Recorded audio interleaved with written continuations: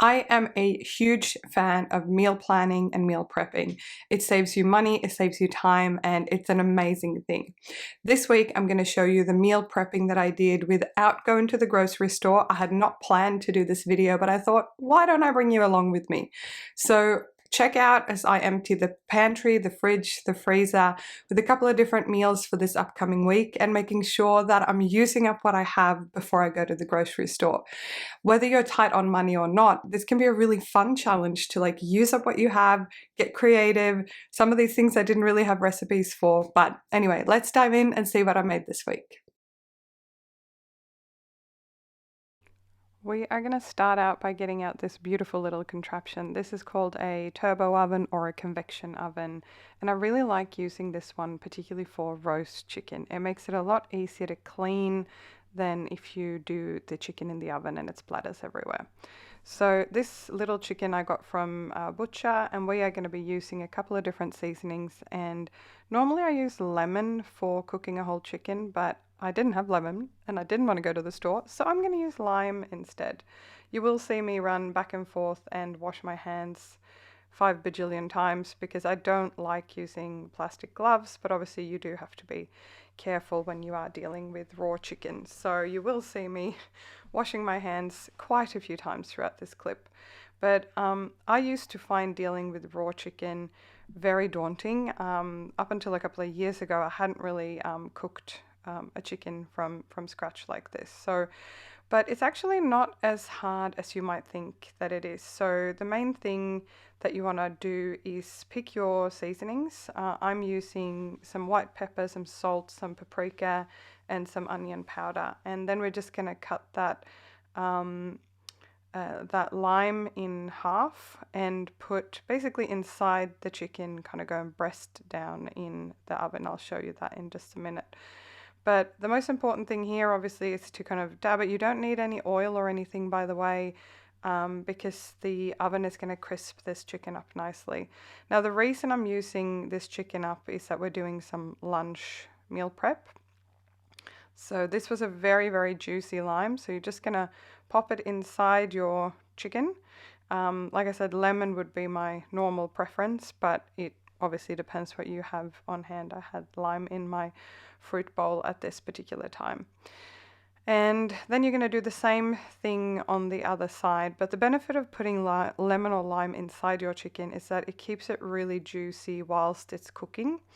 So yeah, pop your salt, your pepper, your seasoning, or whatever it is that you have on there. And now we're going to pop it into the turbo oven itself. So you want to put a breast down so that the juice keeps kind of, I guess, running into the chicken. By the way, if you're vegetarian, you might find this gross. It's totally obviously optional to eat meat or not. But then how this oven works is that you just literally plug it in and then you set your temperature on the top of the oven. So I'm going to put this on for about an hour and at 200 degrees. Naturally, when you deal with chicken, you also want to use a meat thermometer to make sure it's properly cooked. Now we are gonna, while the chicken is going for our lunch prep, we are gonna do a fish curry. And this is a really simple recipe. I'm gonna use some garlic, some ginger. I normally do this with coconut cream, but I had one of each in the pantry, so we're gonna use that. Some vegetables, some basa fish fillet, which is a white fish, which is quite inexpensive. It doesn't taste like much, but it doesn't have to because this is really just our protein in this, curry or stew. We're going to use the other half of that lime that I was using before, and we're going to use some green curry paste as well. This already contains ginger and I believe even garlic, and then some green beans there. And then we're going to boil some rice to go along with this. When it comes to rice, I don't always do this, but it is good to rinse your rice before you cook it. So I'm just doing, I think it's about a cup's worth of rice there.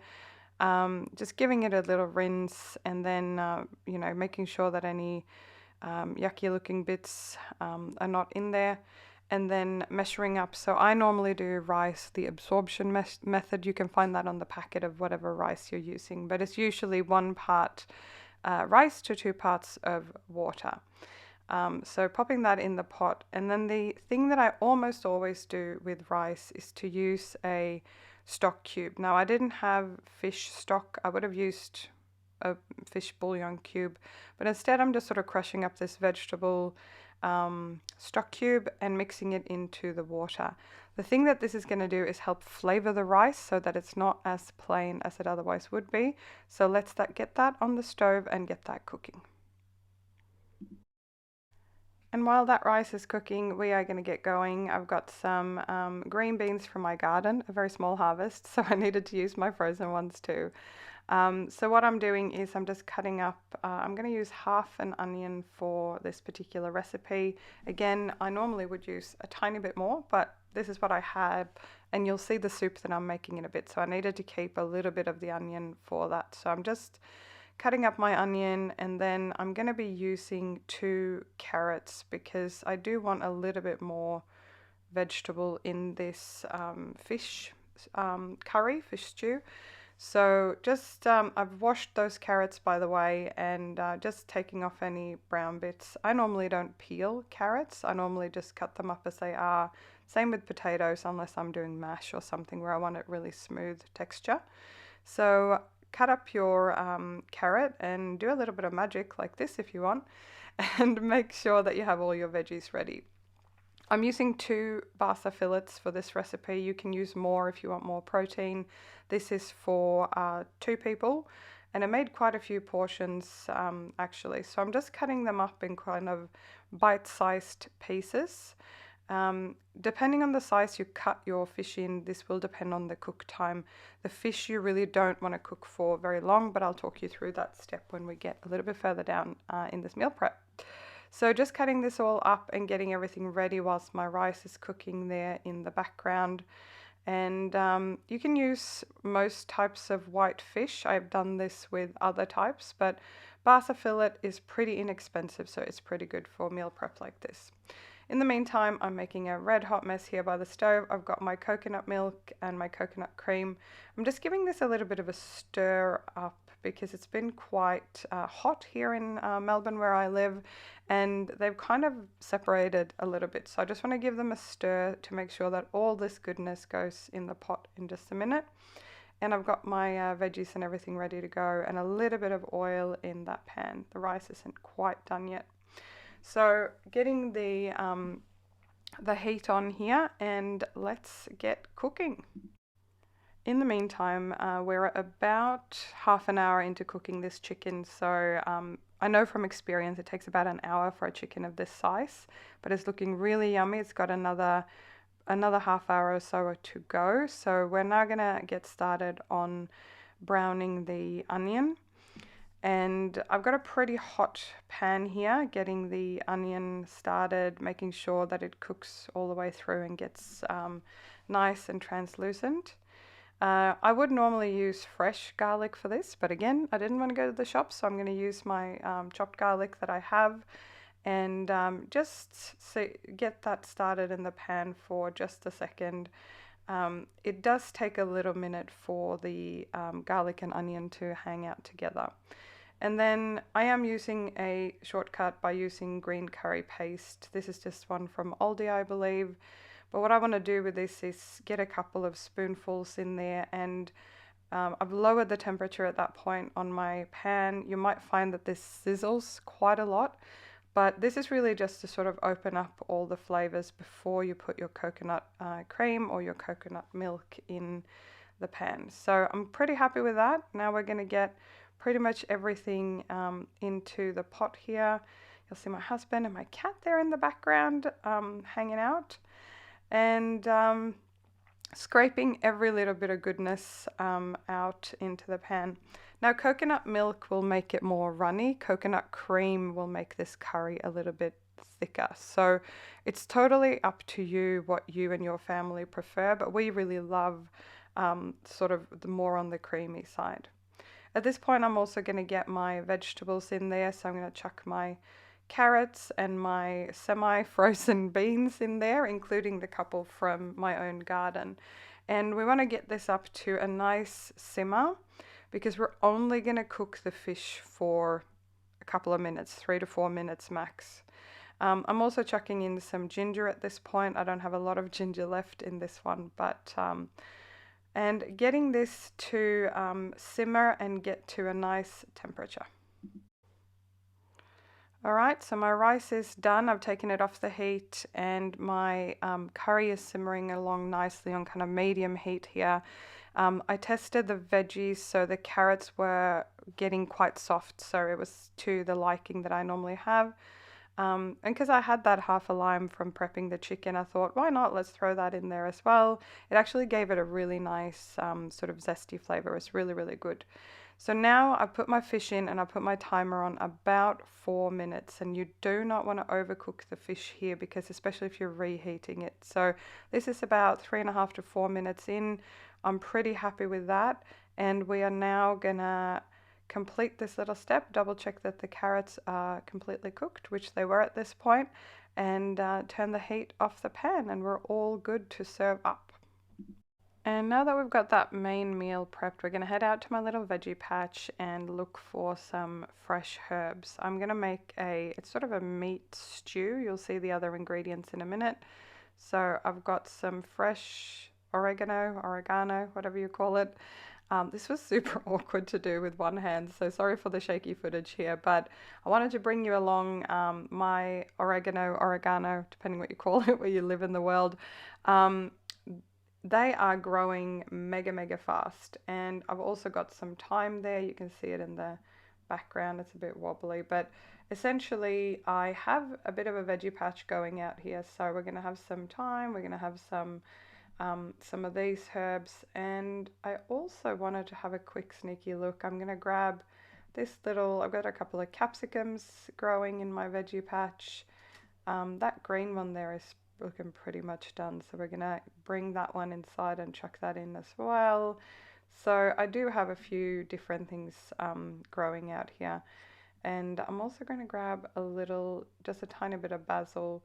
This one I recently planted. Basil tends to not love as much sun as it's getting here, but I've got a little bit of parsley going as well, and some coriander. So I'm going to grab a little bit of everything and bring inside and see if we can make this work in my soup. So here are the other ingredients we've got. We got these from a butcher quite a while back. It's some kind of beef cut. And we've got my herbs that you saw there from the garden as well. So I've washed those and put them aside here. You want to wash them thoroughly, of course, when you're taking them inside from the garden. I've got some potato, carrot, a bit of onion, diced tomato, and in the background there I have some broth from the Christmas ham. So I actually made my own broth that's been hanging out in the freezer for a while, so I wanted to use that up. So yeah, let's just get to cutting up all these potatoes. I have washed them all, but I do not normally peel potatoes or carrots. I just give them a really good wash. So there you go, super fast cutting action in my house. I had this old bit of an onion hanging out in my fridge, so I wanted to use that one up, as well as the other half of the one that I was prepping before. And there you go, that is my onion and my other ingredients cut up and ready to go. So on the stove, I heated up my pan to sear the meat. So you'll see here, I'm only trying to sear the outside of it to keep it as juicy as possible on the inside. And so I seared all the little bits as best as I could and took them off the heat. And then I am kind of improvising. I don't have a recipe here. I'm just doing the best with what I have. And from here on, it's a pretty straightforward soup or stew, if you will. I've got my beef sitting there seared and ready to go back in a little bit, but obviously making a big mess.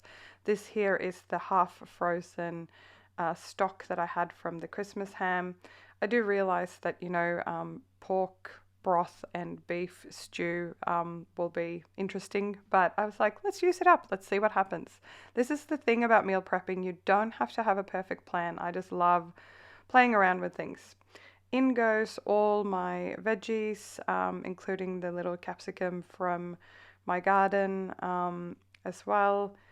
And here is also a little rind from a Parmesan cheese that I had in the fridge. It was just hanging out in there, and I was like, oh, I'm gonna break that up and chuck that in because Parmesan, as you know, has a pretty nice strong flavor.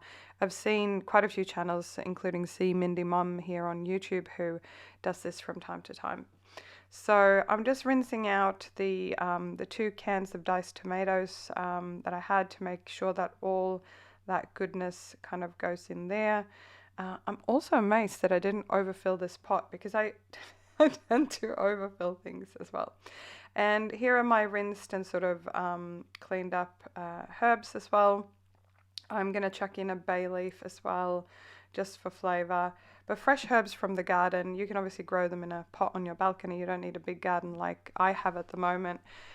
So we're just going to get all that going. The meat is not yet in there. I did realize I forgot to put some salt in.